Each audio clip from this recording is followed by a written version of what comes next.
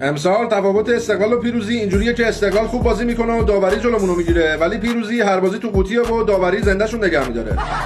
در حالی دو تا پنالتی برای استقلال جلوی ملوان نگرفتن که از وقتی اسمار اومده پیروزی یه پنالتی جلوی استقلال خوزستان بهش هدیه دادن، پنالتی پیکان و شمس آذر هم نگرفتن.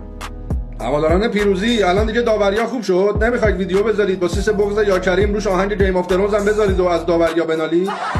وقتی عرب براقی داور بازی پیروزی باشه نباید انتظار عدالت داشت، چون اونا رو قبلا با گل آفساید قهرمان کرده. وقتی وحید زمانی هم داور وی ای آر بازی استقلال باشه بازم نباید انتظار عدالت داشت، چون اونم نشون داده پیروزی مثل ناموسشه. کوپال ناظمی هم که هوادار پیروزیه و نیازی به معرفی نداره، با همین انتخاب داوران نتایج مهندسی شد. از دکل مازیار زاره هم به عنوان یه لنجی بالا ندید، این به زور داوری مساوی گرفت. مهدی رحمتی به عنوان یه استقلالی دو تا کرد درتون. مازیار زاره مهمترین افتخار زندگیش همون پنالتی بود که جلوی شما گرفت.